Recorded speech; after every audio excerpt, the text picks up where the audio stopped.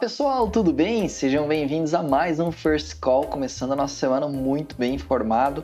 E vamos lá, vamos comentar um pouquinho sobre o que a gente pode ter essa semana. A gente tem algumas coisas interessantes que podem vir a acontecer. E a gente já começa o dia com o dólar lá em cima, né, galera? Lembrando que esse dólar fechou em 5,59 na sexta-feira, então tá abrindo nesse patamar aí hoje.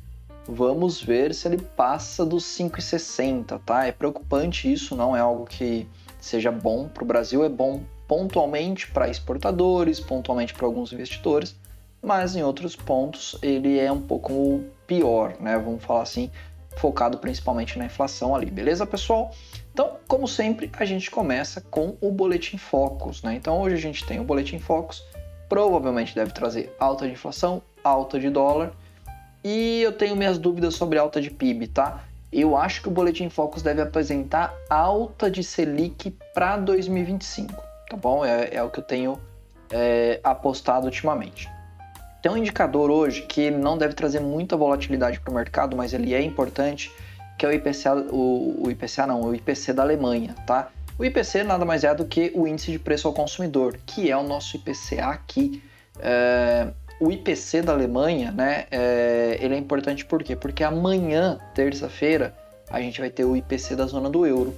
Então, o IPC alemão, ele antecede um pouquinho, ele traz uma base do que pode ser o IPC da zona do euro, tá? Mas o IPC da zona do euro amanhã. Hoje a gente tem o IPC da Alemanha, que vale a pena a gente acompanhar. De importante hoje, né, além desses dois que eu já falei para vocês, a gente tem o PMI ou PMI, né, tanto brasileiro, que é o PMI industrial, quanto americano também, PMI industrial, e americano a gente ainda tem PMI de serviços, tá? Então vale muito a pena a gente acompanhar. Entrando já na terça-feira, aí sim, na terça-feira a gente tem um IPC da zona do euro, é uma prévia, mas é um indicador muito forte. Espera-se uma ligeira queda em comparação ao que teve no mês passado. Então, mês passado a gente teve um IPC em 2,6, para esse mês espera um IPC em 2,5. Qualquer coisa acima disso, puxa o mercado um pouquinho para cima, abaixo disso, traz uma tranquilidade, o mercado acaba dando uma calmada, né? Temos também discursos de alguns membros do Fed essa semana e a gente começa hoje com o discurso do Jerome Powell, né?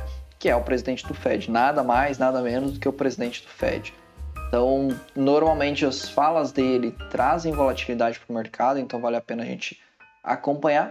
E juntamente com a fala dele, a gente tem o relatório JOLTS, né? O relatório JOLTS que traz toda a parte de emprego americano. Super importante, a gente tem mais... esse relatório de JOLTS, ele meio que se desmembra, a gente tem um tanto hoje, e no decorrer da semana a gente vai ter alguns outros relatórios, vou falar aqui já para vocês. Mas ele é super importante, tá? Então o mercado está super de olho aqui em IPC europeu, fala do Powell, relatório de JOLTS. Então a gente tem muitas coisas acontecendo agora na terça-feira, a gente tem que ficar de olho nisso, né?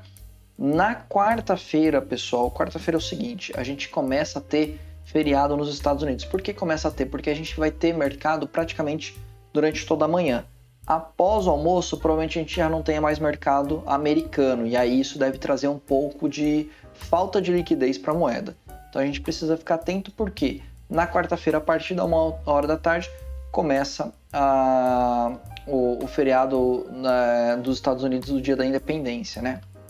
Então a gente tem mercado praticamente de manhã só. Temos também PMI lá da Europa, mais alguns discursos de membros do Fed, e a gente tem produção industrial aqui no Brasil. E isso é super importante para a gente ver como é que está a nossa economia. E a gente tem relatório ADP, que também normalmente é divulgado junto com o relatório JOLTS, não junto no mesmo momento, mas no mesmo dia. Então os dois, né, eles meio que se complementam, trazem um pouco de visões um pouco diferente ali. Então vale muito a pena. E a gente tem algumas antecipações de entregas de informações. Por quê? Porque como a gente começa a ter feriado nos Estados Unidos, então alguns relatórios que eram para sair na quinta saem na quarta, né? Então, por exemplo, o JOLTS, ADP, variação de empregos privados, pedidos iniciais de seguro-desemprego que normalmente saem na quinta, vai sair na quarta. Então, a quarta a gente tem muita informação do mercado americano e um mercado relativamente curto, né? Ele vai até ali por volta da 1h da tarde. depois disso continua existindo o mercado, mas com baixa liquidez, então acaba não tendo tanto movimentação assim, né?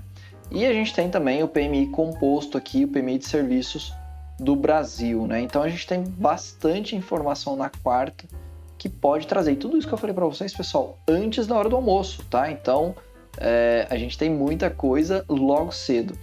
Já passando para quinta-feira aí sim a gente tem feriados nos Estados Unidos, lá que é o dia da independência, né?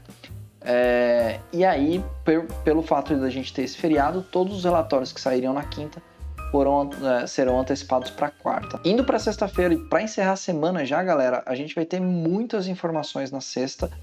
Vale a pena a gente ficar atento ali, porque eu acho que deve trazer uma boa volatilidade para o mercado.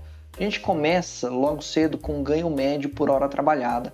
Esse é um indicador super importante porque vai nos dar a ideia de como é que está o ganho do trabalhador, se ele vai poder gastar mais, se ele não vai. Se o ganho tiver crescido, significa que o trabalhador está ganhando mais, consequentemente vai poder gastar mais e vai gerar mais inflação.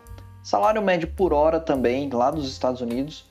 Relatório, aqui é onde a gente tem alguns desmembramentos do payroll, tá? Então aqui a gente tem, né, mais um relatório payroll, mas não agrícola. A gente tem o payroll privado, a gente tem algumas divisões do relatório payroll. Então a gente tem um primeiro relatório divulgado lá na terça e depois a gente tem alguns desmembramentos divulgados na sexta. Importante também na sexta, taxa de desemprego dos Estados Unidos. Espera-se 4%, é mais ou menos o que vem em linha ali, às vezes cai para 3,9%, 4,1%, mas essa linha muito próxima é a linha que o mercado americano tem se mantido na sua taxa de desemprego, né? Então isso é interessante da gente acompanhar. E é isso, galera. Comenta pra mim aí se você acha que esse dólar passa de 5,60, se ele se mantém acima de 5,60. Lembrando, a última vez que a gente teve dólares nesse patamar foi lá no final de 2021, começo de 2022, onde o dólar chegou a 5,66, 5,70, se eu não estiver enganado. Comenta pra mim aqui, você acha que o dólar vai chegar nesse patamar? E é isso, galera, a gente está encerrando o nosso First Call, lembrando que a gente tem o nosso grupo de Morning Call, onde eu posto notícias diárias sobre o mercado internacional, tendências, as principais notícias. Então, todos os dias, antes das 7 horas da manhã, eu posto lá. Vale muito a pena vocês entrarem, fazerem parte do grupo, é por lá também que eu divulgo os nossos cursos, né, quando a gente tem inscrições abertas. Então venham fazer parte da nossa comunidade, nosso grupo só cresce, tá muito legal.